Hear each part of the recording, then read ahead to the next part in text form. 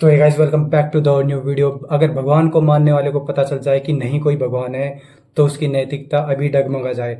अगर उसे पता चल जाए कि नहीं कोई पुनर्जन्म होता तो उसकी नैतिकता अभी डगमगा जाए। अगर भगवान को मानने वाले को पता चल जाए कि कानून बदल गया है, जो झूठ बोलते थे वो स्वर्ग जाने लगे हैं, जो सच बोलते हैं वो नर्क जाने लगे हैं, तो अभी सभी के सभी झूठ बोलने लग जाए। जो नास्तिक होते हैं, मतलब जो भगवान को नहीं मानते, उनको फर्क नहीं पड़ेगा कि स्वर्ग नरक रहे या न रहे, क्योंकि उनकी नैतिकता का आधार ये सब चीज़ें ना होकर उनके नैतिकता का आधार ये होता है कि नैतिक होने में सुख है और कोई भी कारण नहीं है नास्तिक होने का। तो आज का टॉपिक हमारा रहने वाला है कि भगवान एग्जिस्ट करता है या नहीं करता है। तो पिछली वीडियो की तरह आज की इस वीडियो में भी हमारा साथ देने वाला है दिलीप। अब से कुछ समय पहले मैं भी भगवान को मानता था, लेकिन जैसे जैसे मैंने धीरे धीरे लोगों को देखा वो किस तरह से भगवान की उपासना करते हैं और जो भगवान को मानते हैं उनके साथ में भी कैसा गलत व्यवहार हो रहा है, गलत हो रहा है, बहुत ज़्यादा गलत हो रहा है। और जो मंदिरों में भी जो दान होता है उसको सिर्फ पंडित फायदा उठा रहे हैं। और जब मैंने भगवान के बारे में सोचना चालू किया कि भगवान है या नहीं है, तो जब मैंने दोनों पक्षों में देखा कि भगवान है या नहीं है, तो मुझे ज़्यादातर तो यही लगा कि भगवान नहीं है। तो इन चीज़ों को देखकर ही मुझे लग रहा है कि भगवान का अस्तित्व है या नहीं है।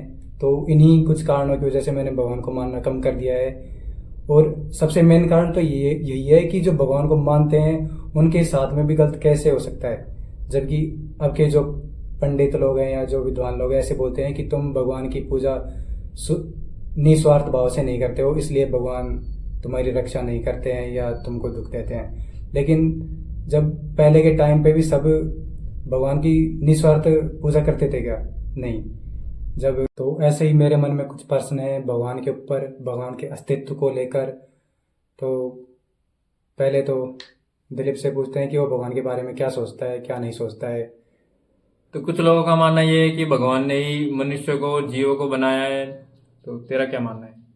अब वेद और उपनिषद में बताते हैं कि भगवान ब्रह्मा ने शतरूपा और मनु को बनाया पहले, फिर उन्होंने मनुष्य की उत्पत्ति की।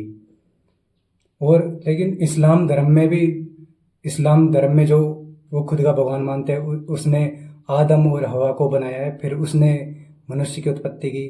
तो मेरा ये मानना है कि अगर अगर उस धर्म का अलग भगवान है, हिंदू धर्म का अलग भगवान है, तो अगर मान लो कि हिंदू धर्म के भगवान ने शुरुआत में इंसान को बना दिया कि शत्रुपा और मनु ने मिलकर, तो इस इस्लाम धर्म के आदम और हवा ने जब मनुष्य को बनाया तो उसने एग्जैक्टली हिंदू धर्म के मनुष्य की तरह अपने मनुष्य को क्यों बनाया?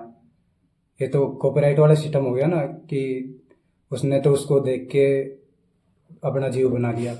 तो अगर भगवान होता भी तो एक होता। और पहले बात तो ये मनुष्य की उत्पत्ति ना तो भगवान ने की है, ये एक वैज्ञानिक रचना है जिससे मनुष्य की उत्पत्ति हुई है। बायोलॉजिकल है। हाँ, बायोलॉजिकल है जिससे मनुष्य की उत्पत्ति हुई है। हाँ, मुझे भी ऐसा लगता है कि यदि अलग अलग धर्म के अलग अलग भगवान होते तो हर धर्म के इंसान को अलग अलग ही भगवान बनाता। लेकिन मुझे तो ऐसा लगता है कि भगवान तो है ही नहीं। तो मुझे भी कहीं ना कहीं ऐसा लगता है कि भगवान नहीं है। अगर भगवान होता तो छोटे बच्चों के साथ जो कि जिनको पता नहीं है कि भगवान है नहीं है, वो कुछ भी नहीं कर सकते, पूजा नहीं कर सकते, तो उनके साथ गलत कैसे हो रहा है? कुछ लोग मानते हैं कि जैसे कि छोटे बच्चों के साथ में, बच्चों के साथ में, या किसी भी बड़े के साथ में जो कुछ भी गलत हो रहा है, उनको कुछ भी दुख मिल रहा है, तो लोग बोलते हैं कि उन्हें पिछले जन्म की सजा मिल रही है, पिछले कर्मों का दंड मिल रहा है। लेकिन और बोलते हैं कि वो पुनर्जन्म हुआ है उनका और पिछले जन्मों का दंड अब मिल रहा है। और इस पे मेरा ये है कि अगर पुनर्जन्म होता है तो उन्होंने जो पिछले जन्म में कुछ भी गलत किया है, तो जैसे कि अब उसका पुनर्जन्म हो गया तो उसने पिछले जन्म में गलत किया है, तो उसको ये इस जन्म में याद आना चाहिए कि उसने इस टाइम पे ये गलत किया था, इसने ये गलत कर्म किए थे, इसलिए उसको इस चीज़ की सज़ा मिल रही है। लेकिन उसको वो कुछ भी याद नहीं आता कि उसे किसी भी चीज़ की सज़ा मिल रही है वो।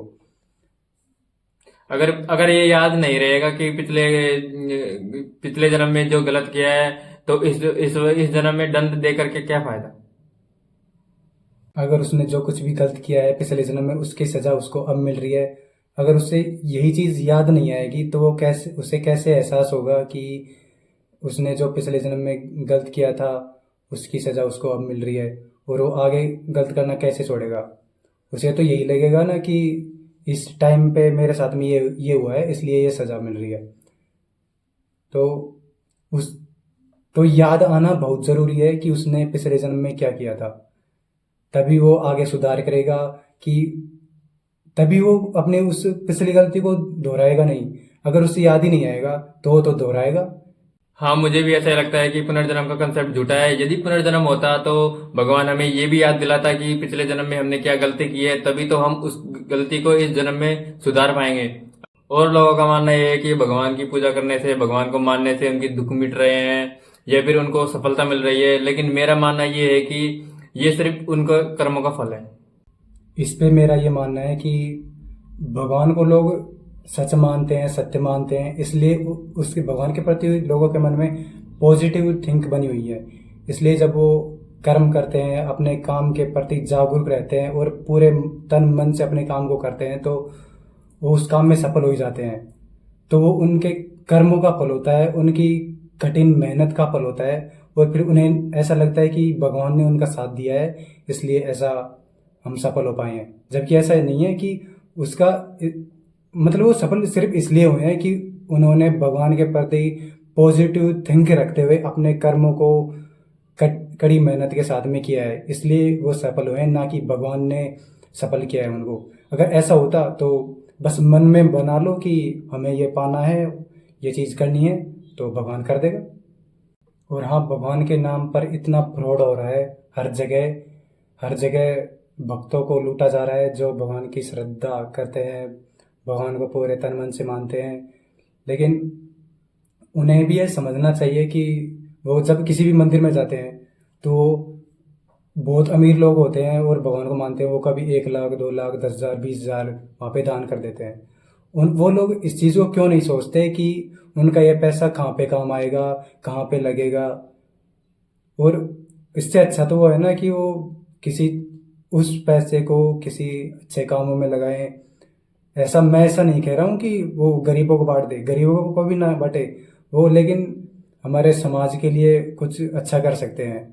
यदि मंदिरों में दान करने से, धार्मिक होने से ज्यादा सफल होते हैं, तो जो धार्मिक लोग नहीं है वो ज्यादा सफल कैसे हैं धार्मिक लोगों से।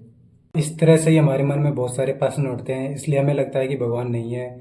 और अगर भगवान है भी तो इन सारी चीज़ों को दूर करता। और बहुत से लोग प्रश्न उठाते हैं हर चीज़ के ऊपर, तो उनको चुप करता भगवान, लेकिन नहीं कर पा रहा है। क्यों नहीं कर पा रहा है, तो अब इसका लेकिन जवाब। लेकिन कुछ लोग मतलब बोलते हैं कि धर्म, जो भी बुराइयां हो रही हैं उनको नाश करने के लिए भगवान अवतार लेंगे। यदि भगवान है ही तो उनको जन्म लेने की क्या हो सकता है, वो ऐसे भी दूर कर सकते हैं। हाँ, अगर भगवान है तो उन अधार्मिक लोगों की, अगर भगवान कहीं से भी बैठकर फिर उनका अंत कर सकते हैं, उनको मनुष्य रूप में क्यों जन्म लेना है। और फिर अगर भगवान है भी तो उसने ऐसे राक्षस प्रवृत्ति के लोग क्यों बनाए हैं। वो बनाने नहीं चाहिए। वो बनाने ही नहीं चाहिए थे ना, अगर उसको इस चीज़ का अंत ही करना है। तो ऐसे ही बहुत सारे प्रश्न उठते हैं, इसलिए हमें लगता है कि भगवान नहीं है। और अभी मेरे मन में कुछ ओशो की लाइन आ रही है, तो ओशो बताते हैं कि मंदिरों को, मस्जिदों को अगर एक दिन के लिए बंद कर दिया जाए तो कोई नहीं मरेगा, कोई फर्क नहीं पड़ेगा हमारे जीवन के ऊपर। लेकिन हॉस्पिटल्स को अगर एक दिन के लिए बंद कर दिया जाए तो क्या होगा, सोचो एक बार। और ये बहुत जो, सारे बहुत सारे लोग मर जाएंगे। हाँ, बहुत सारे लोग मर जाएंगे अगर एक भी दिन हॉस्पिटल बंद रहा। अगर एक दिन लोग मंदिरों में नहीं जाएंगे तो क्या फर्क पड़ेगा, सोचो बस। और ओशो यह भी बताते हैं कि दान दक्षिणा करने से ही वो उसके दुखों को दूर कर सकते हैं।